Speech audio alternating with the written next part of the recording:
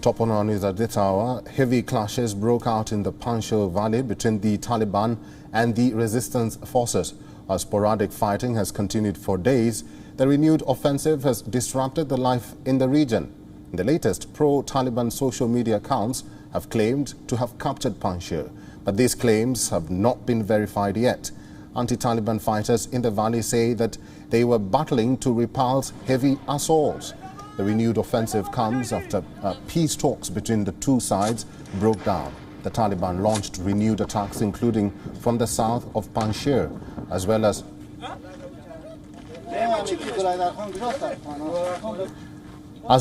from the Kawak Pass from the west of the valley. Both sides claim to have inflicted heavy losses on their rivals.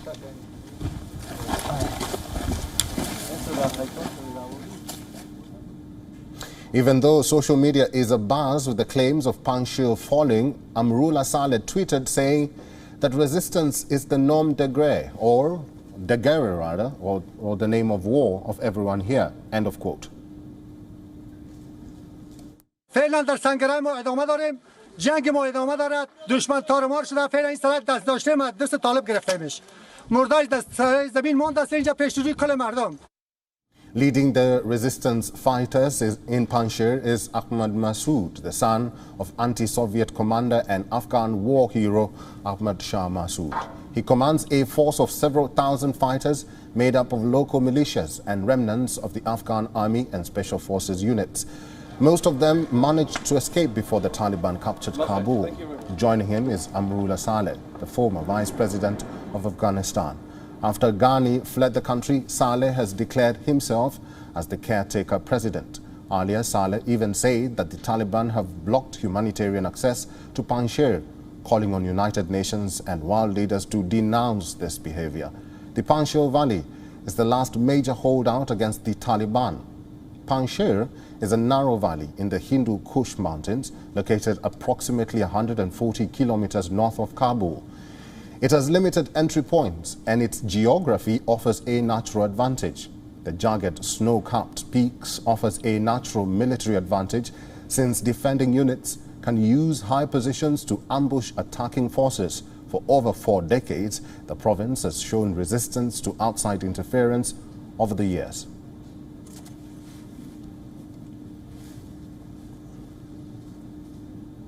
Well, for more on this, we are joined live by our correspondent Anas Malik from Kabul in Afghanistan.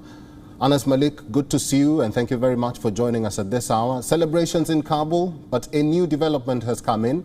Ahmad Masood says the Panjshir conquest circulating on Pakistani media is a lie. What do you know so far?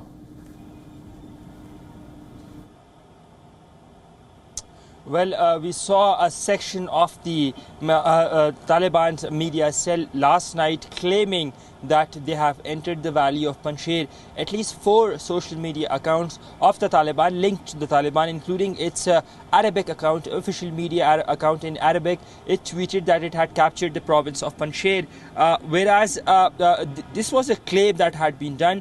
And after that, we saw Kabul erupting in celebratory gunfire that lasted for about an hour. You were live back then, and we could clearly hear those gunshots, those tracer bullets being fired. I spoke to the Taliban members, the Taliban fighters here on ground, and they were communicated on their communication system that the Taliban are now in control of Panjshir Valley. This was a claim. Independently, when I tried to verify it, I got to know that the Taliban had captured at least 3 checkposts. They had made a rapid advancement in Daryab district of Panjshir and Parian district of Panjshir as well.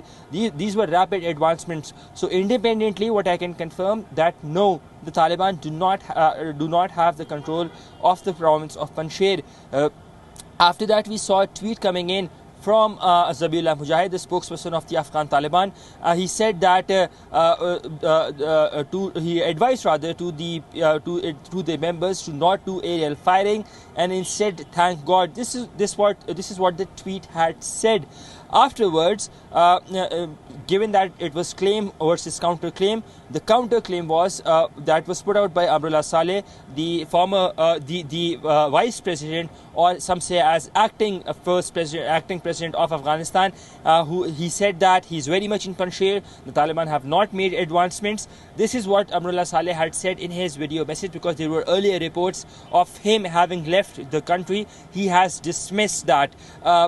Therefore, there's a lot of fog of war on with regards to the information that is coming from Panjshir.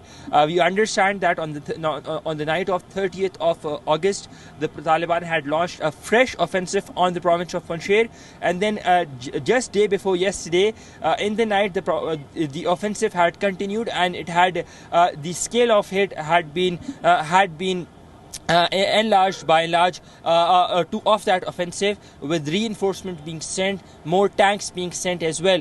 There is fighting that is currently waging in Panjshir, that continues, and that is what has been independently verified as yet. Eric? Malik, you have mentioned this. Former Vice President Amrullah Saleh has blamed Pakistan for the violence and said they will not surrender to Taliban, and vowed to stand for Afghanistan.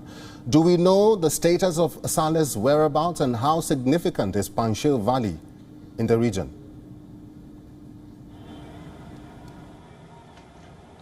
Well, Panjshir Valley is absolutely very significant, because it's been a deathbed for any of the invading forces. The Russians tried to invade, they lost. The Mujahideens tried to invade, they lost. The Taliban tried to invade in 96, they lost. The US tried to invade, they soon figured it out that it's better to make allies with them. So they made allies with the Panjshiris. So strategically, the composition of Panjshir Valley, the terrain is very, very important, though it is a landlocked province. Coming to your second part of the question about Amrullah Saleh, as I said, we earlier saw reports yesterday in the section of the media that he has allegedly left the country. Again, allegedly left the country. Then late last night, as and when the news of this, or rather as and when this claim by the Taliban had emerged that they have captured the province of Panjshir, Amrullah Saleh had put out a video message. What I can make out from that video message that he has put out, he is either in the office of the Green Party, that is his party, or in the office of Ahmad Shah Massoud. The video message that has been put out, the backdrop, I've been there multiple times. I've been to the Panjshir Valley multiple times as well, and that is what I have been able to make out. So the claim by the Taliban, that was negated by Amrullah Saleh, and by putting out a video message that he's very much in Panjshir, it does substantiate with the backdrop of the video message that he had put out. Eric?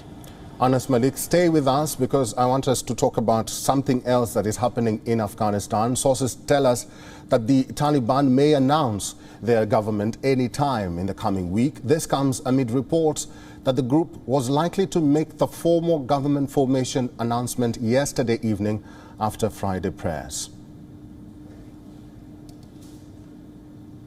Now, hectic parleys are underway in Kandahar. From what we know till now, Mullah Baradar, the co-founder of Taliban and its political chief, will lead the government. Also known as the Executive Council, he will hold the second highest office after the Emir, who in all likelihood will be Sheikh Haibatullah Akhundzada, the Taliban chief. Sources tell us that Stanekzai will hold a senior position in the council, along with Muhammad Yaqub, the son of Taliban's late leader Mullah Omar, and Surajuddin Haqqani, the leader of Taliban's most feared wing, the Haqqani network. With this,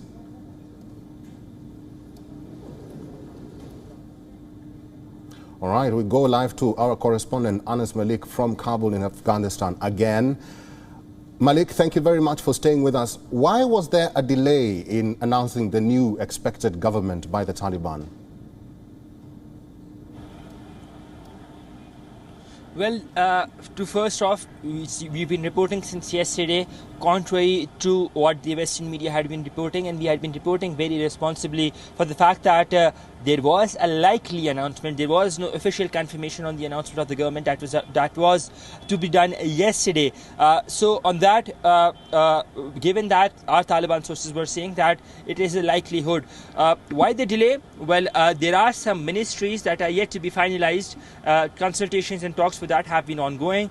We can expect that to the announcement to happen sometime in the week that begins today, sometime midweek that has been told. It can happen as early as today as well. Again, this is not officially confirmed. Taliban sources say that consultations for the government formation are ongoing with regards to this inclusivity